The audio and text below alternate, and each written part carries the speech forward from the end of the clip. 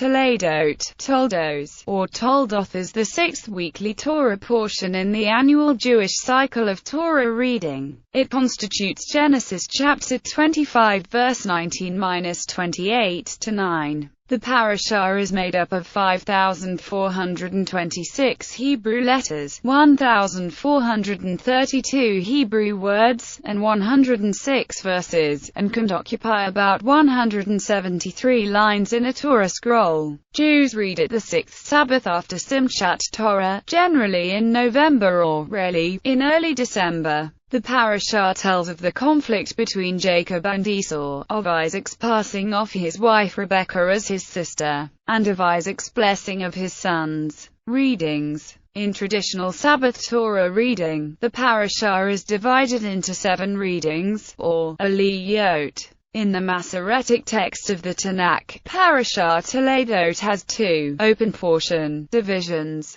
Parashah Toledot has 3 closed portion divisions that further divide the second open portion. The first open portion divides the first reading. The second open portion spans the balance of the parashah. 2 closed portion divisions further divide the fifth reading, setting apart the discussion of Esau's marriage to the 2 Hittite women. First reading, Genesis chapter 25 verse 19-26 to 5. In the first reading, Isaac was 40 years old when he married Rebekah, and when she proved barren, Isaac pleaded with God on her behalf, and God allowed Rebekah to conceive. As twins struggled in her womb, she inquired of God, who answered her that 2 separate nations were in her womb, one mightier than the other, and the older would serve the younger. When Rebekah gave birth, the first twin emerged red and hairy, so they named him Esau, and his brother emerged holding Esau's heel, so they named him Jacob. Isaac was 60 years old when they were born. Esau became a skillful hunter and outdoorsman, but Jacob remained a mild man and camp-bound. Isaac favored Esau for his game, but Rebekah favored Jacob.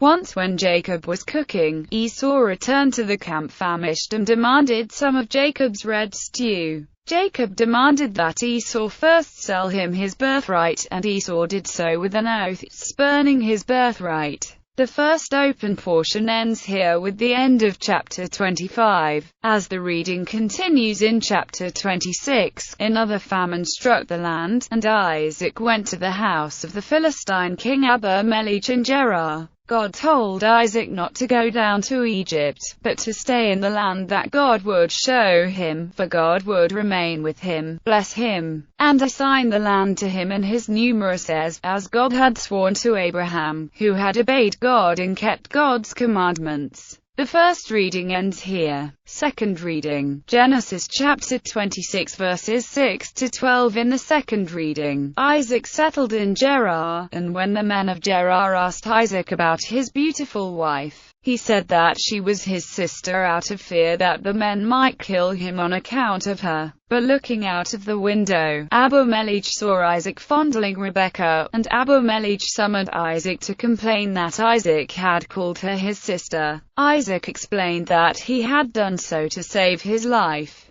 Abimelech complained that one of the people might have lain with her, and Isaac would have brought guilt upon the Philistines. And Abimelech charged the people not to molest Isaac or Rebekah, on pain of death. God blessed Isaac, who reaped bountiful harvests. The second reading ends here. Third reading, Genesis chapter 26 verses 13 to 22. In the third reading, Isaac grew very wealthy, to the envy of the Philistines. The Philistines stopped up all the wells that Abraham's servants had dug, and Abimelech sent Isaac away, for his household had become too big. So Isaac left to settle in the Wadi of Gerar, where he dug anew the wells that Abraham's servants had dug, and called him by the same names that his father had. But when Isaac's servants dug 2 new wells, the herdsmen of Gerar quarreled with Isaac's herdsmen and claimed them for their own. So Isaac named those wells Esek and Sitnah. Isaac moved on and dug a third well, and they did not quarrel over it, so he named it Rehoboth.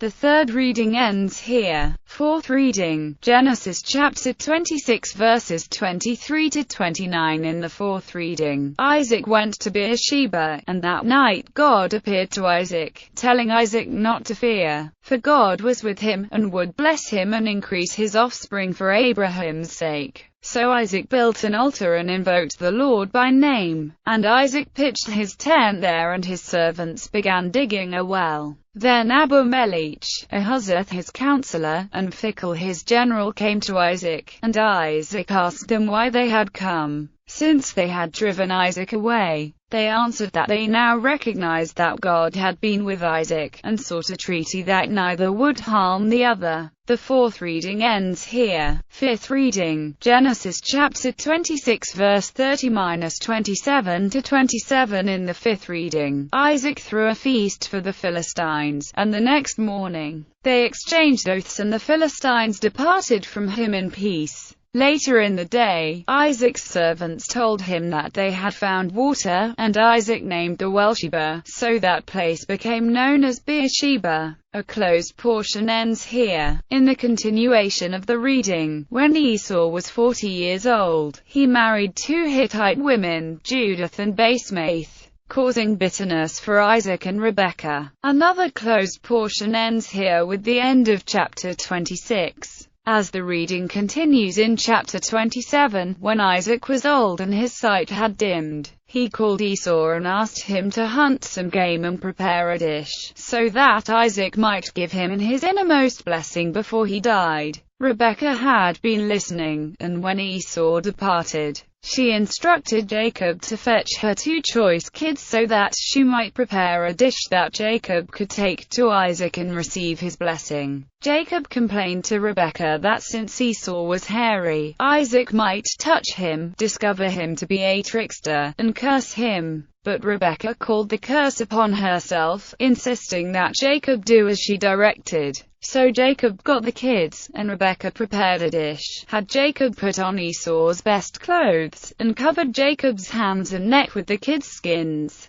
When Jacob went to Isaac, he asked which of his sons had arrived, and Jacob said that he was Esau and asked for Isaac's blessing. Isaac asked him how he had succeeded so quickly, and he said that God had granted him good fortune. Isaac asked Jacob to come closer that Isaac might feel him to determine whether he was really Esau. Isaac felt him and wondered that the voice was Jacob's, but the hands were Esau's. Isaac questioned if it was really Esau, and when Jacob assured him, Isaac asked for the game and Jacob served him the kids and wine. Isaac bade his son to come close and kiss him, and Isaac smelled his clothes, remarking that he smelled like the fields. The fifth reading ends here. Sixth reading, Genesis chapter 27 verse 28-28 to 4. In the sixth reading, Isaac blessed Jacob, asking God to give him abundance, make peoples serve him, make him master over his brothers, curse those who cursed him, and bless those who blessed him. Just as Jacob left, Esau returned from the hunt, prepared a dish for Isaac, and asked Isaac for his blessing. Isaac asked who he was, and Esau said that it was he. Isaac trembled and asked who it was then who had served him, received his blessing, and now must remain blessed.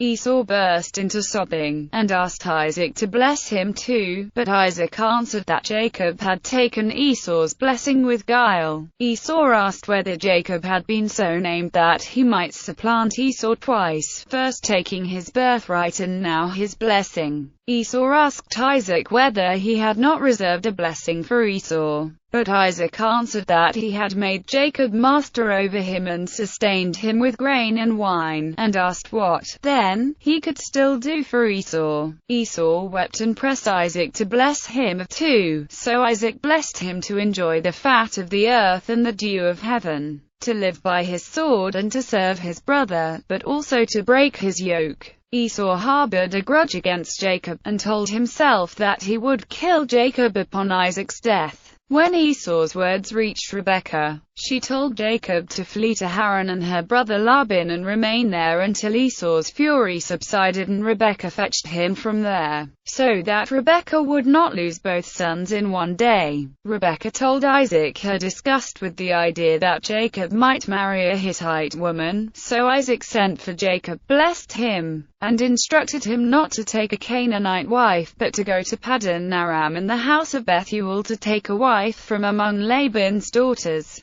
And Isaac blessed Jacob with fertility and the blessing of Abraham, that he might possess the land that God had assigned to Abraham. The sixth reading ends here. Seventh reading, Genesis chapter 28 verses 5 to 9. In the seventh reading, when Esau saw that Isaac had blessed Jacob and charged him not to take a Canaanite wife, Esau realized that the Canaanite women displeased Isaac, and Esau married Ishmael's daughter Mahalath. The seventh reading, a closed portion, the closing maftir reading of Genesis chapter 28 verses 7 to 9, and the parashah all end here. In a biblical interpretation, the parashah has parallels or is discussed in these biblical sources. Genesis chapter 25, Hosea taught that God once punished Jacob for his conduct, requiting him for his deeds, including that in the womb he tried to supplant his brother. Genesis chapter 26, God's reference to Abraham as my servant in Genesis chapter 26 verse 24 is echoed in God's application of the same term to Moses, Caleb, David, Isaiah, Eliakim the son of Hilkiah, Israel, Nebuchadnezzar, Zerubbabel, the branch, and Job. Genesis chapter 27-28. In Genesis chapters 27 to 28, Jacob receives three blessings by Isaac when Jacob is disguised as Esau in Genesis chapter 27 verses 28 to 29, by Isaac when Jacob is departing for Haran in Genesis chapter 28 verses 3 to 4, and by God in Jacob's dream at Bethel in Genesis chapter 28 verses 13 to 15. Whereas the first blessing is one of material well-being and dominance, only the second and third blessings convey fertility in the land of Israel. The first and the third blessings explicitly designate Jacob as the conveyor of blessing, although arguably the second blessing does that as well by giving Jacob the blessing of Abraham. Only the third blessing vouchsafes God's presence with Jacob.